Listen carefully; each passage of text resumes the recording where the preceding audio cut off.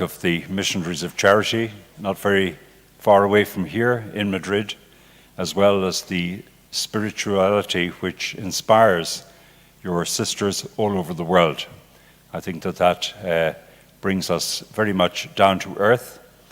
And we heard about the oracle at the beginning of our discussions, and now I think we're going to scale the Olympian heights and have a look at the great social questions of Europe. It's a singular pleasure for me as General Secretary of COMECE to welcome the second of our keynote speakers, His Eminence Reinhard Cardinal Marx, who has been President of COMECE since 2012, and since the beginning of this year, President of the German Bishops' Conference.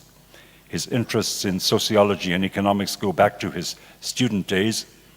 He worked at the Kommende in Dortmund and then was professor at Paderborn before becoming auxiliary bishop of his home diocese, which is Paderborn, and then Bishop of Trier.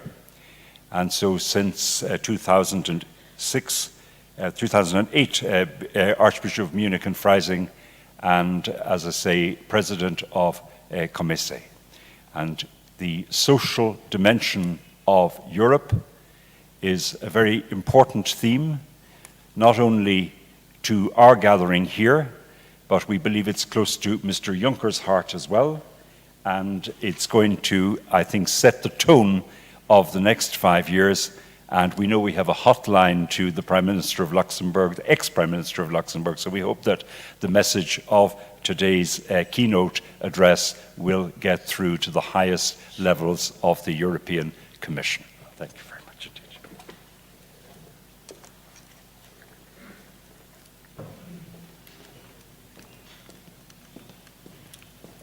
Ladies and gentlemen, dear brothers and sisters, thank you very much for the witnesses we heard for the beginning of this day. The witnesses are very different, and now I will give you a more ethical, social ethical view of the situation of Europe. I would like to respond to all these witnesses, but I prepared the conference before I heard them, so I will let it, and I hope we will discuss especially the situation of crisis. What is the crisis of Europe?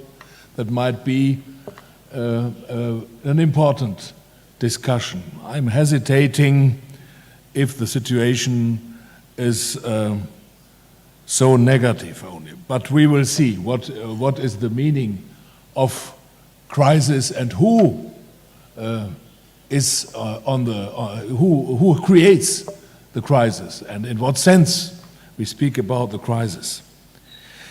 Yes, but I will follow my text because it is important that we look on the European Union. I said it yesterday, we have the difference between Europe and European Union. It's not the same, but as President of the COMECE, I am looking closely to the institutions of the European Union, and I said it yesterday too. My impression is that the European Union is a little bit the focus also for the whole continent. The other countries, they ask to become member or they don't want to become member, but they look on the development of the European Union. What is there on the agenda? What will they do?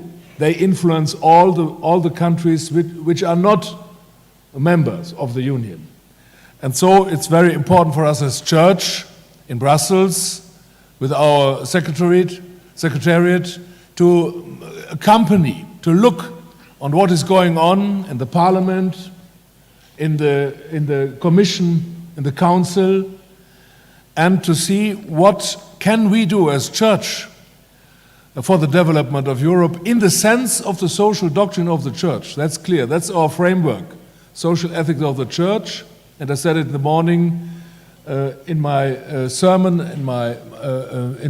during the Mess. That is a very spiritual point.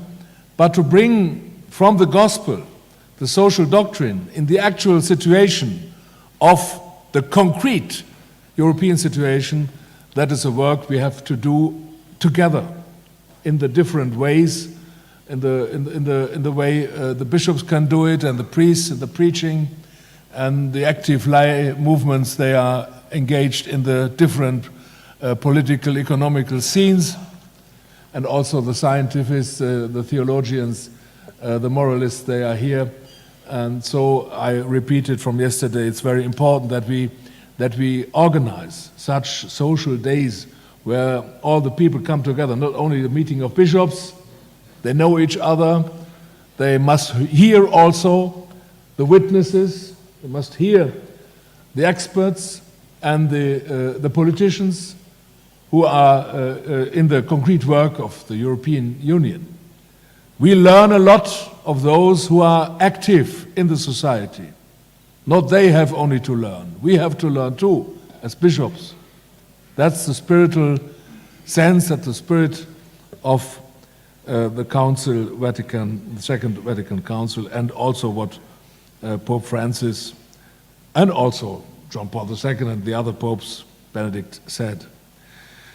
The historical framework, I made the remark in this morning, is a little bit the year 2014.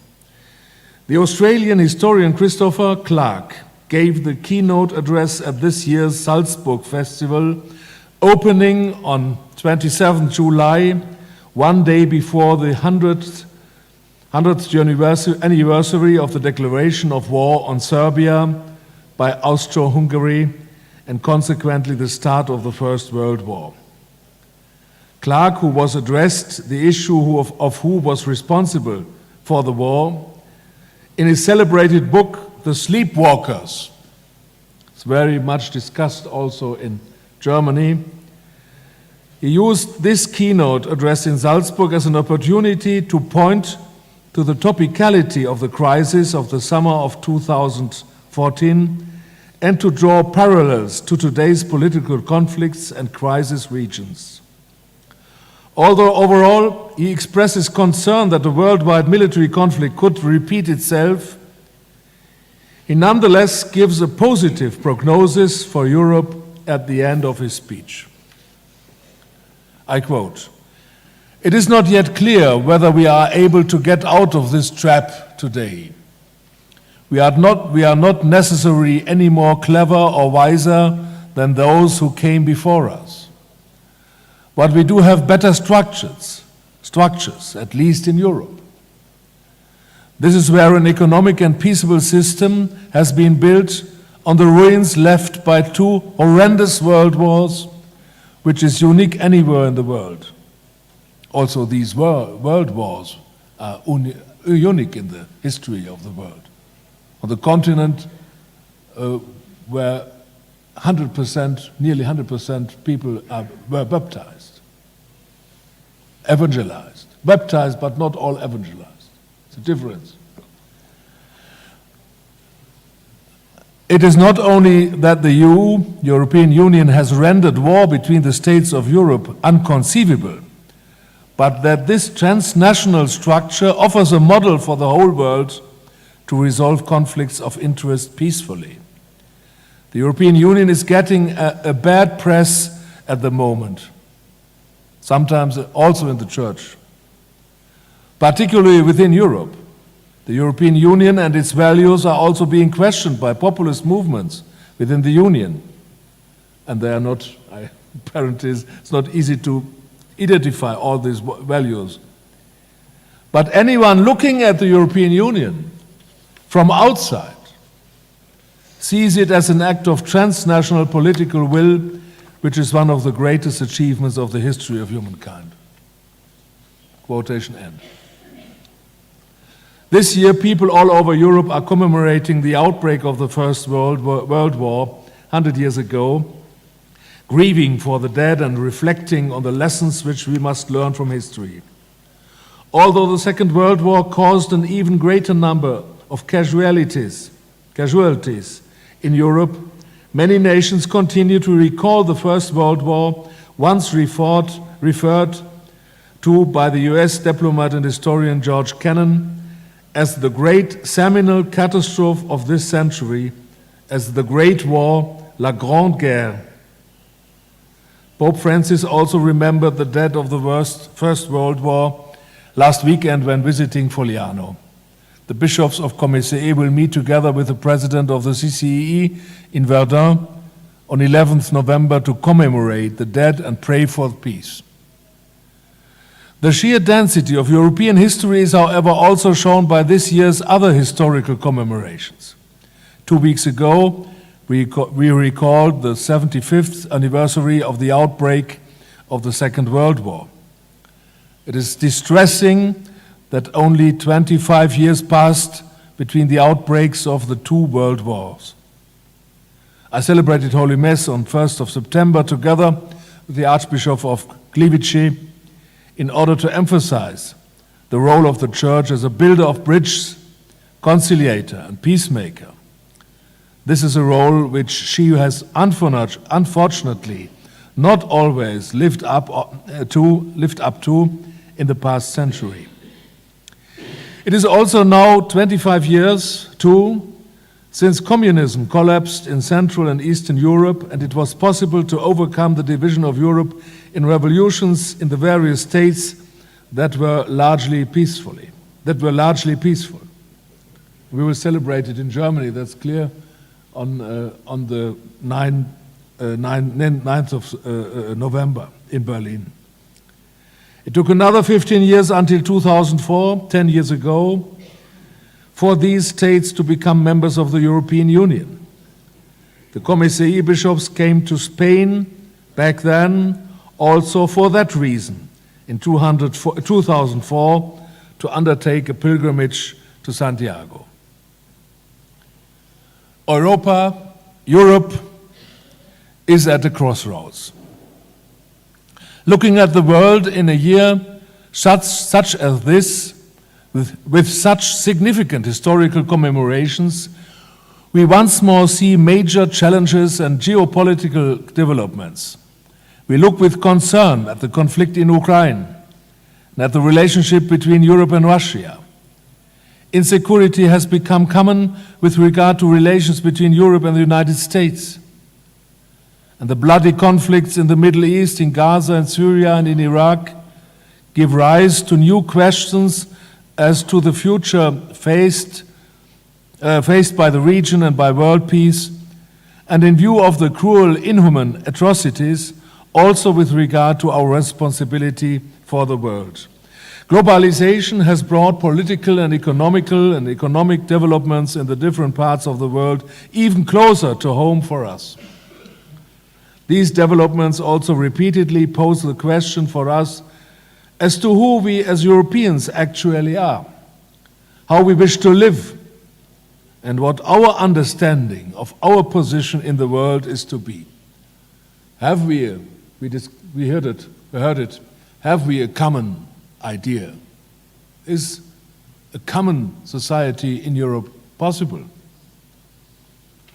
This means that the crisis situation arising in recent years in terms of security policy and economic circumstances poses a major challenge also to the European Union and to us as Europeans.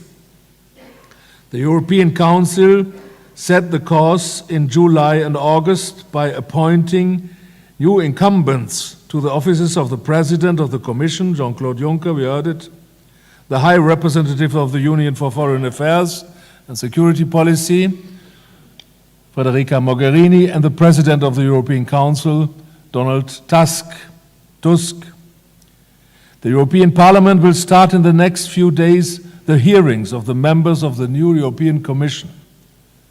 The European Union is therefore about to embark on a new beginning for the next few years in terms of its staff and hence its policy. I'm also convinced that we will experience decisive years in which we will have to answer the question of where the European Union, and hence to a certain degree Europe as a whole, is going to develop.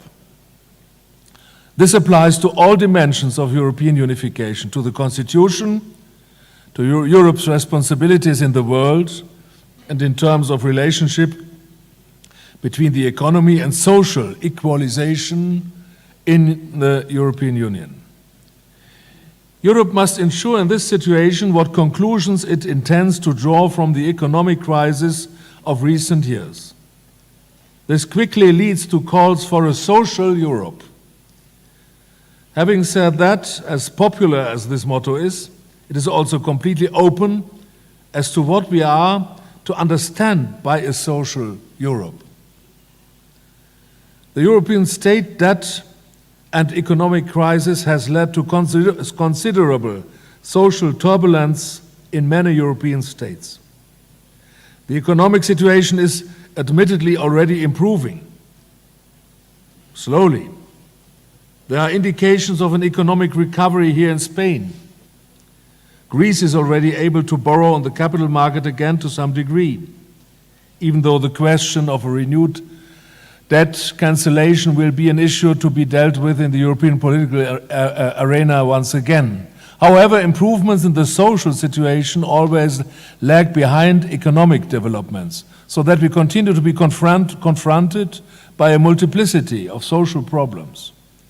Even though the situation on the labor market has improved in the last 6 months and the number of unemployed has fallen, 1/4 of the population in Spain still has no work. The same applies to Greece. On the part of the Church, Caritas is doing good work in the various countries when it comes to helping people in need.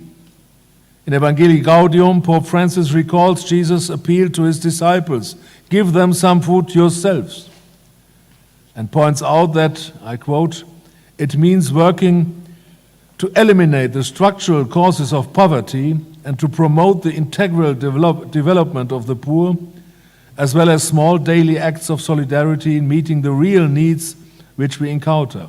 We heard of this. It is therefore not enough to alleviate acute need. It is rather also a matter of improving the structural framework. That's the social ethics of the Church is going in another level of diaconia and caritas. We must help every person in need, but we must also change structures so that few are in need. The institutional ethics is very important. The political ethics. This calls on the Church, with her political and social commitment, to seek to establish a just world, and in this case, this means a social Europe. Third, the shape which social Europe should take. What, however, are the contours which such a social Europe should take on? The European Union only has limited responsibilities in the social field. That was in the plan of the construction of the social union. The social field must be in the particular countries. The division of responsibilities within the European Union leaves social policy very largely at the responsibility of the member states. It is certainly possible to engage in long discussions on the expediency of such a division of competences. There is naturally also much to be said in favor of retaining social policy as the responsibility of the nation states. The established national traditions are too diverse, and the cultural and economic differences are too pronounced to permit us to aim for pan-European solutions in the social field. However, this division of competences should, in my view, not lead to the European Union being responsible for the competitive framework and the member states needing to ensure equality in the social field. Such an understanding will always subject the policy and decisions of the EU to the calculations of market freedoms, competition, and liberalization. This will lead to Europe being exclusively associated with an image of a cold-hearted economic project, whilst the nation states are the ones doing the good deeds. We can already see today how people regard the state framework as the stronghold of social security. While social security is therefore associated with a nation state, Europe is perceived as triggering the loss of the social dimension. This will certainly not encourage people to identify themselves more closely as citizens of the European Union.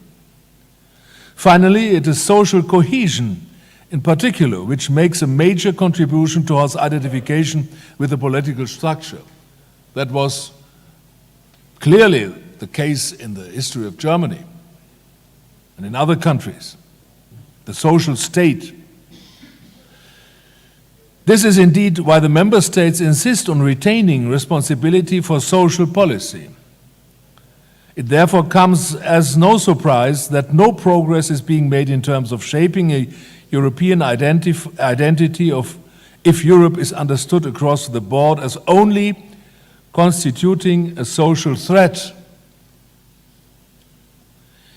Europe's economic orientation is all too frequently regarded as worsening the negative social impact of globalization in the industrialized countries. Many European countries have been forced to enact profound reforms in their economic and social systems in recent years, and the social security systems are under pressure.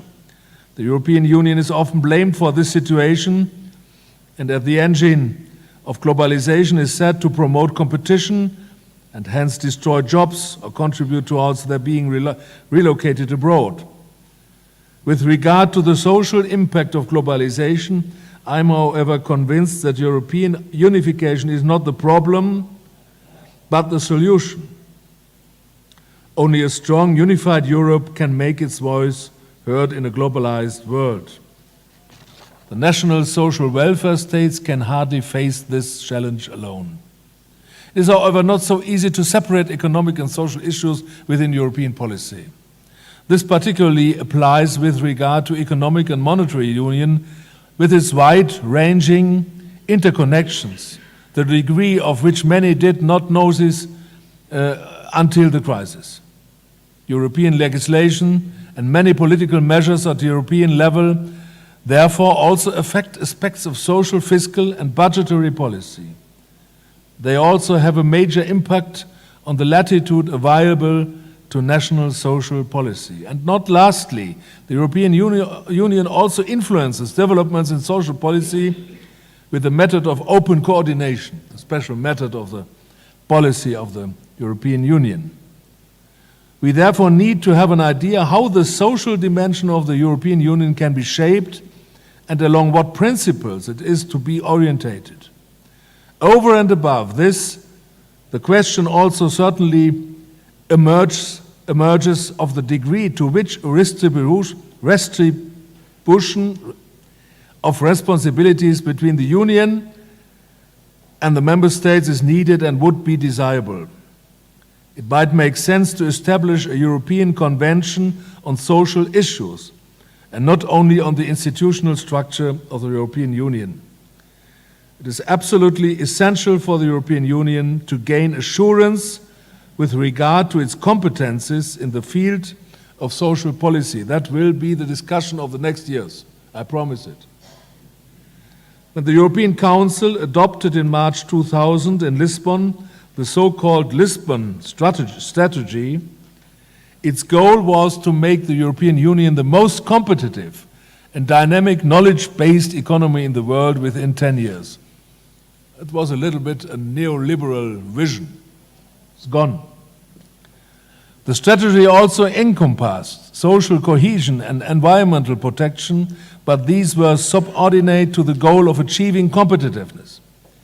It was not until the Treaty of Lisbon, which as it happens was also adopted in that city, that the goals of social equalization and competitiveness were placed on an equal footing.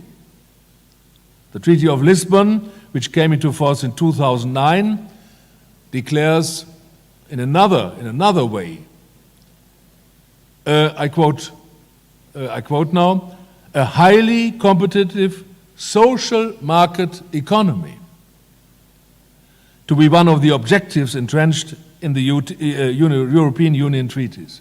That's a difference, a development from Lisbon I to Lisbon II. This makes the social market economy the overall concept of the European Union. And therefore, COMECE published a statement on the highly competitive social market economy in January 2012, entitled "A European Community of Solidarity and Responsibility in order to fill this treaty objective with life." That is an idea, but we have to fulfill it also with the ideas of the social doctrine of the Church. A social Europe is closely linked to achieving this goal of a social market economy at European level. Against this background, we as bishops propose to continue to develop the common market. The fact that economic and social policy are inseparable also concurs with my understanding of what a social market economy is, the conception of which correlates with the values and goals of Catholic social doctrine. This is an economic and societal model combining freedom on the market with the principle of justice. To this end, it creates firstly the framework for fair competition and a social state, and hence exploits the advantages offered by the market, while secondly, ensuring social equalization. I think that would be a good contribution when we are discussing this goal of the Lisbon II Treaty, and we are discussing what is the contribution of the social doctrine of the Church for a social market economy, for a social model of Europe. In a politically interlinked system of different levels, these tasks cannot be allocated to different levels separately from one another. They are together. You must see them together. Rather, when taking decisions of an economic policy nature, the social aspect must always be taken into account. Policymakers would not be doing their job if they did not take a universal view, but only considered themselves to be responsible for sub-areas. What is needed instead is holistic, integrated policies. The European Union's economic policy measures therefore always need to be regarded in terms of their social policy consequences. A social impact assessment should therefore be incorporated into European legislative procedure. A social market economy at European level must naturally also continue to be orientated in line with competitiveness. Otherwise, you have no market. The market, however, needs clear rules, and these in turn need to be defined by policymakers, and these rules are influenced by ethical views. Regulatory policy, therefore, needs to form the basis of a social Europe. With regard to the causes of the financial and economic crisis, this also applies to the capital markets in particular. That was the discussion of the last years. COMECE's statement therefore emphasizes a market economy that serves exclusively the interests of capital cannot be called social. In a social market economy, however, regulatory policy must in fact go hand in hand with social policy. A fair equalization must be created using the principles of solidarity and subsidiarity. Employees need social protection. Young people need education and training. The family, as the fundamental social unit, needs respect and support. What is more, we may not think today of sustainable economic activity within a social market economy without taking account of the ecological consequences of our actions. Therefore, in addition to social equalization, we also need to include the integrity of creation and prudent use of natural resources into our economic model. We are hoping that soon the Holy Father will write his encyclica about the ecological questions, and he's on work. I know it. Climate change has become a focus of ecological problems. It gives rise to questions as to global and intergenerational justice, because those who suffer from it most are not the polluters. Climate change thus challenges us to seize our overexploitation of creation and to organize our life and our economy in a sustainable manner. And that's an ethical vision, sustainability. The next year we will have the great conference of climate change in Paris, and as a COMECE we will have our meeting in Paris before to bring our positions in the discussion then. It will not be possible in the long run to achieve economic competitiveness and social justice if we disregard the ecological consequences of our actions. There is another reason, in addition to social equalization and ecological sustainability, for integrating economic policy into an overall policy concept. We must not permit the market to permeate all areas of life and dominate us. The social market economy is one part of society, but the society is not a market. Not all things are regulated by market and financial questions. That's very important. The market cannot satisfy all needs, and not everybody is active on a market. Against this background, it is good that we are also discussing the question of life, of protecting Sunday at European level. That's very important, and we do it. Thank you for all who are engaged in this matter. It is important and right to prioritize peace and quiet over economic activities on this day, Sunday, the Sunday organization, the Sunday activities, the pro-Sunday activities. It's very important for the culture of Europe. And the field of the family is also among those issues which may not subject exclusively to economic considerations. The family has a value in itself which commands respect. The family is the fundament of life, of future, of hope, of loving life, of finding a positive way to life. It makes it possible to affirm life and is hence the foundation for our living together and for the future of society. The family must not be subjected to other societal processes such as the economy.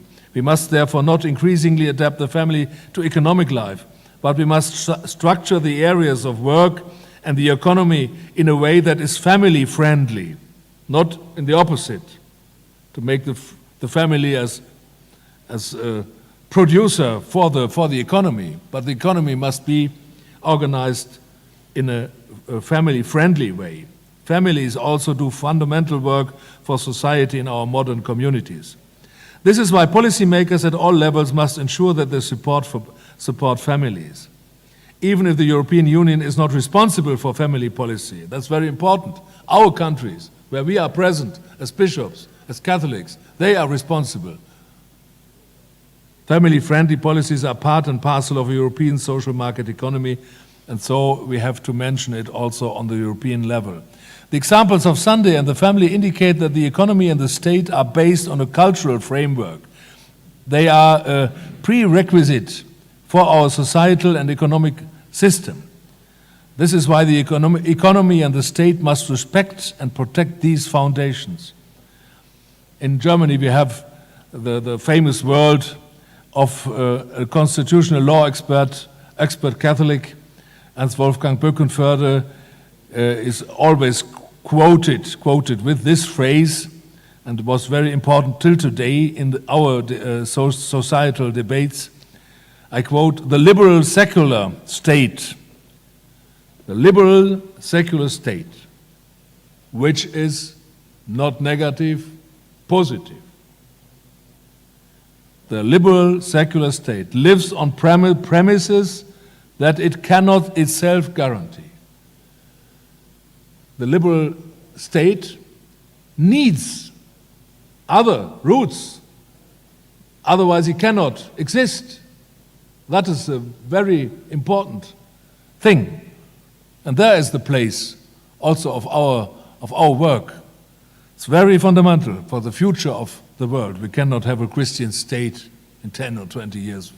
It's not possible. The secular state will be our future, but he cannot exist without fundaments, without roots, without cultural life. That's our place, and place of others too. With regard to a social Europe, we note today that it is above all the countries of the Eurozone which have shouldered a considerable amount of mutual responsibility. They have formed a community based on solidarity, and we are realizing more and more that this solidarity also implies a community of responsibility. For this reason, the COMECE statement is entitled A European Community of Solidarity and Responsibility, and demands that in the future of the European Union, solidarity and responsibility must become increasingly more closely linked. A social Europe must therefore be obliged to commit itself to the model of the social market economy. This discussion was not easy, also in Germany, also in other countries. In Germany, perhaps in another way, you know it, but many experts, they say we are doing too much for Europe. Germany is in danger. We are giving the money. No, it's a great discussion. It's not true. I know it. It's not true. But that's the discussion. But I think our government and the majority also of the people, they are thinking in the way we are responsible for each other. We are a community of responsibility and solidarity. That's very important for the future. That was not easy in the discussion still today. What are the social challenges in the European Union? On the basis of these fundamental reflections on a social Europe, I would like to discuss 5 social challenges which we in Europe need to address even more urgently. And these are youth unemployment, the current European crisis, demographic change, migration and human trafficking.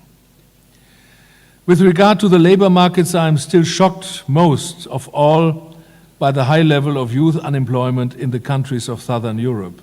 We must leave no stone unturned when it comes to offering young people, in particular, a perspective and giving them opportunities to take their lives into their own hands and shape them.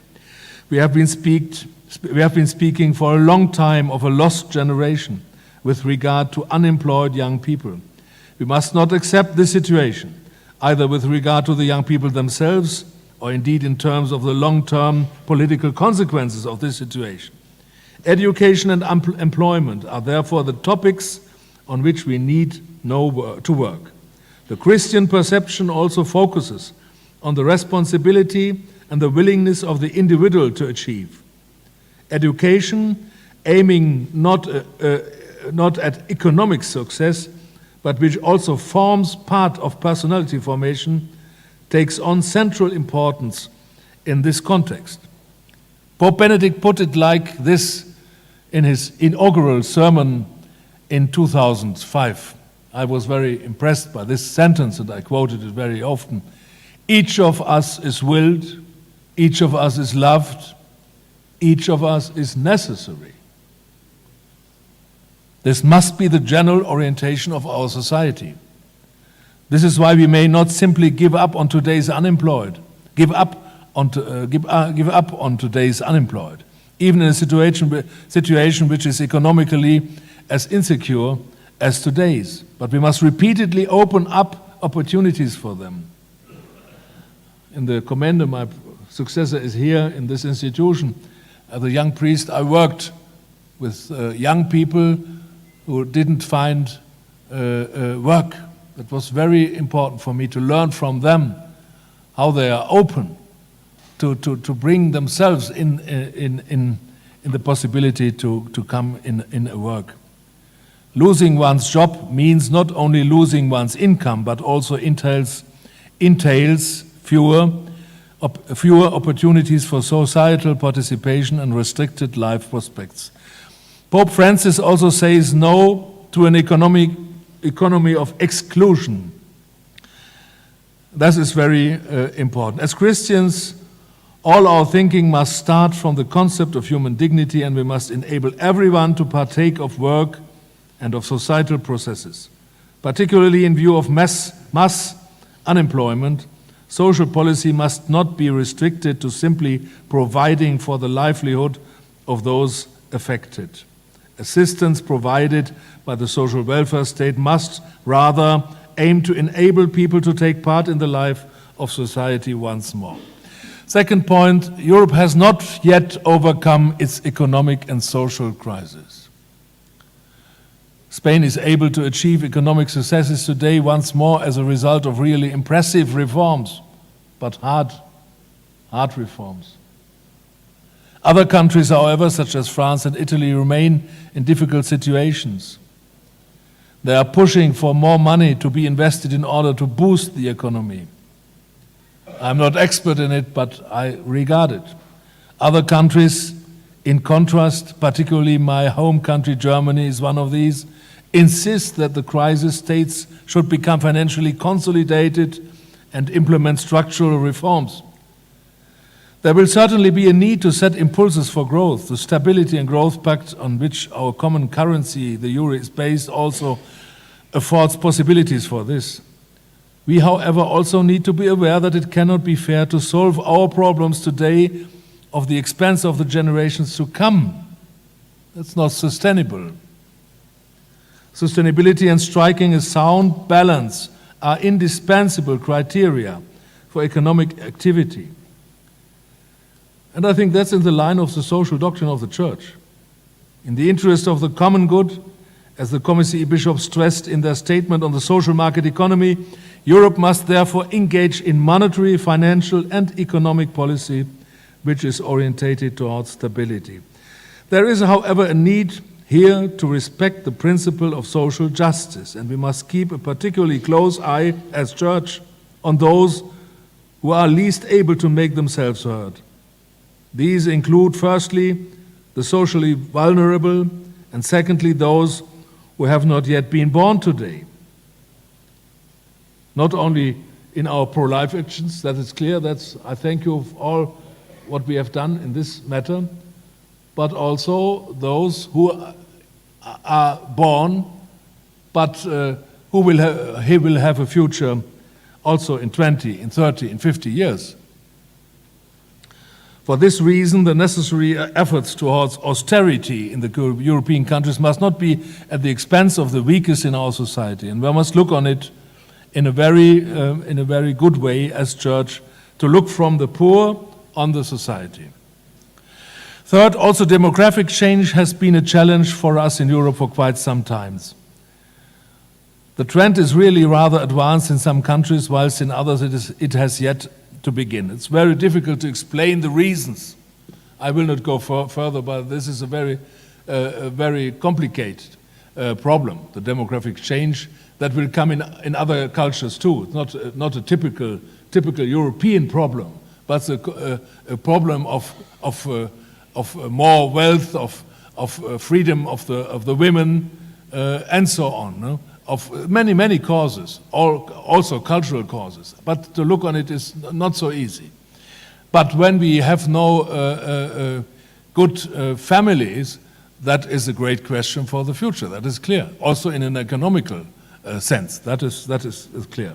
So we have to look on it, and from the political framework, we have to underline and support all choices for life, all choices for family. We have to support them. We cannot buy them. You cannot, from the political framework, you cannot force people to marry. That's very individual. That is not possible. But you can support this decision. You can help that this decision is not a sacrifice, but a possibility for life and better life. So I think, 4, immigration by large numbers of refugees to Europe has been an issue for decades, it is true. More and more people are eager to come to Europe, particularly via Africa, to seek work here and make a living. Immigration pressure has increased further since the Arab Spring, and the circumstances in which migration takes place are becoming more inhuman and more dramatic. We have seen it last week. At the same time, we Europeans have still not found an appropriate response to migration despite extensive political efforts. We have attempted for much too long to simply send back the refugees who come to us over the Mediterranean in cockle shells. The innumerable people who died in recent years on the way to Europe, however, indicate that the political answers of the past I dare not refer to them as strategies, have not borne fruit. Europeans' only reactions in the past were to defend and monitor, was to bring them out, not to let them in. What I find to be missing in Europe is that we must also consider migration much more as an opportunity and make a more common regulation for all countries in Europe in looking on immigration. John Paul II, I quoted it today, wrote in Ecclesia in Europa, saying, it's the wordly quotation, saying Europe must be equivalent to saying openness. Therefore, it needs to be an open and welcoming continent. That's Ecclesia in Europa. This is completely lacking in European migration policy. First of all, we need to treat the refugees who arrive humanly. This applies quite regardless of whether they may subsequently remain here or not. On the occasion of his visit to Lampedusa, Pope Francis warned us of a globalization of indifference. I think there is one of the social challenges of Europe today. When we don't solve this problem, we give a sign in the world, Europe, this richest, one of the richest, notice, is the richest continent, is not able to solve this problem. That may be a terrible sign also for those who think outside of Europe that Christian faith in Europe, they are together. The Islamic world is thinking that's a Christian continent. We think it's not enough Christian, it's clear. But the others think that is Christian, that's Christianity. It's true. And so we have a challenge also to show what we are doing with the weak persons on our continent. Sign of the gospel.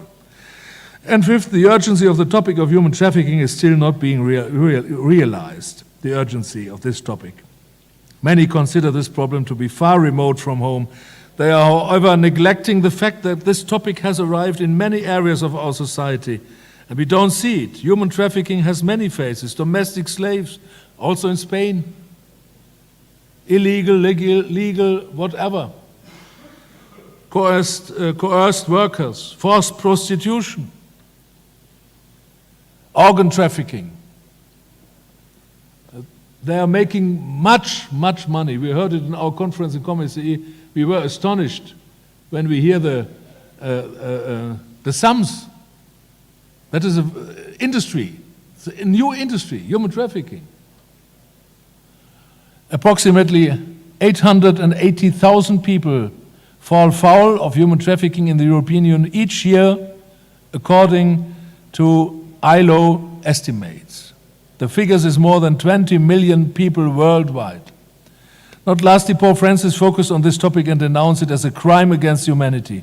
At a conference at the Vatican in April of this year, he said that this conference was a gesture of the Church and of people of goodwill who want to scream, enough.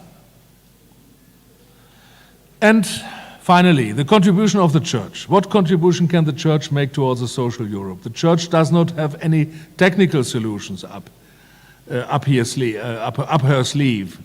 That is clear. The social doctrine of the Church will give principles, but not so high, principles so high that they have nothing to do with the reality. That's very important, and the professors are responsible to make this linkage, to make this bridge, and to see the situation and to bring it together with the principles, or also to correct the social doctrine from the reality. That's a bridge from both sides.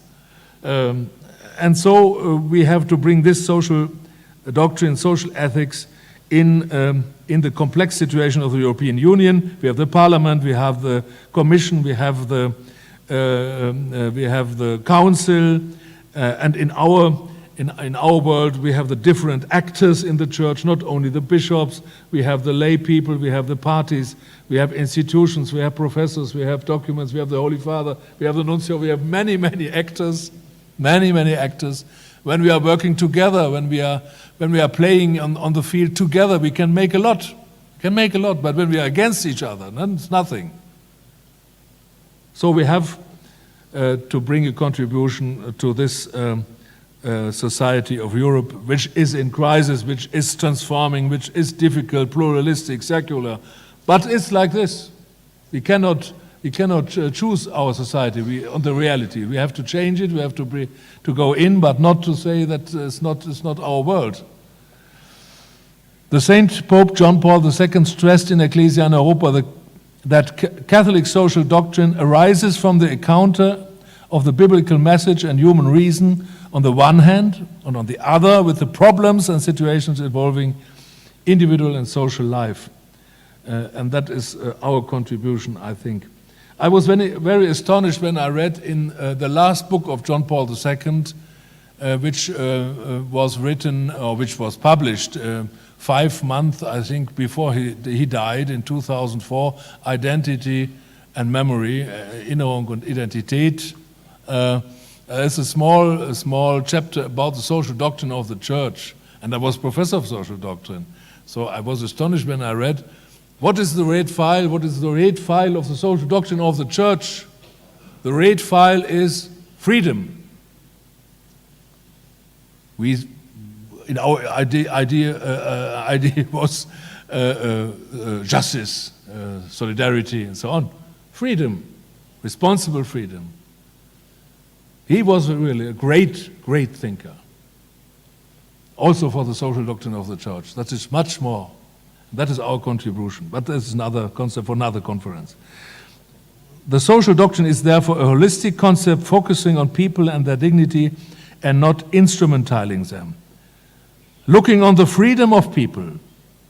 That is very important. We are not against freedom. The gospel is freedom, responsible freedom. It's very important that the Church is not linked to a system which is against freedom. As fear of freedom, we have fear of freedom? No. We must create a situation of responsibility and freedom, that's clear, but we have no fear of freedom. Catholic social doctrine, however, includes not only the social proclamation of the Pope and the bishops, but also the social action of the people. I said it yesterday, I must not repeat this. That is, social doctrine for me is a 3-pillar project. Social doctrine of the bishops, the Pope, the gospel, the experts to look on the reality and to bring the things together, and the social movement, social action in parties and in associations, and also together with people of goodwill who are not Catholic. We cannot only work with Catholics alone, not only with Christians alone. We must work with the others. And that is, I think, a very good and important pillar, the 3rd pillar.